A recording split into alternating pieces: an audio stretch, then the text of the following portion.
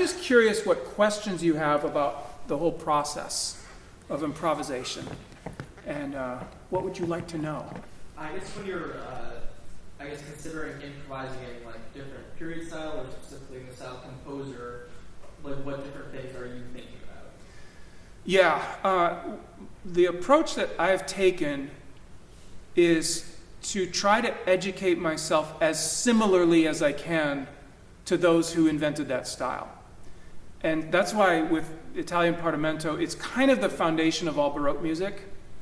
Everyone from the 18th century more or less had the same education. And so what's nice is that it applies to Bach, Handel, Buxtehude, Krebs. It gets way more challenging as you move past about Mozart and Haydn. Because once you get to about Schubert, and especially into Chopin and beyond, instead of a consistent language that everybody is using, they're actually developing so much of an individual style that when have you ever gotten Mendelssohn and Chopin confused? You just don't. Or Brahms and Schumann. You know, if you know anything about music, you can instantly hear the difference because so much of the style is individualized.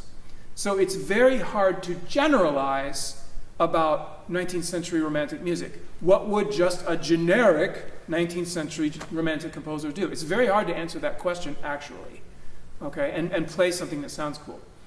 Now, I'm going to improvise in the style of Schumann tonight, but I'm deliberately limiting myself to things Schumann might do.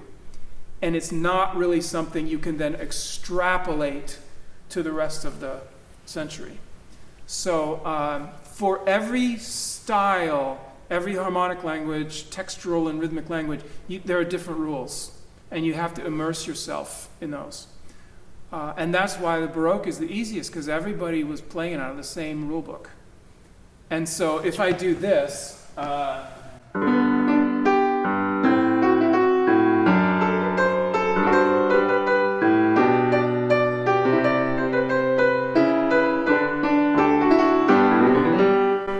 that could be almost anybody. I mean, it kind of sounds like Handel, I guess. But on a quiz, if you had to say, is it Handel, or is it Charles Burney, or is it like Kirchner, or is it Krebs? Or, you know, it would be impossible. There's nothing in there that gives it away as one or the other, because they all do that. However, who's this?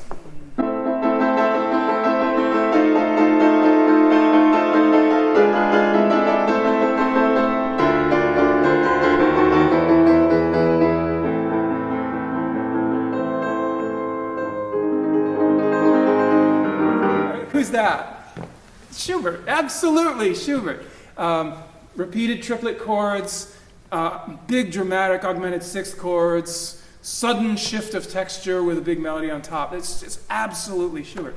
So if you take all those tools of Schubert, and they're great tools, you can improvise in a style, but it's going to sound like him, not like generic 19th century music. And that's kind of the main challenge of that era. So, and I don't know the answer. Great question.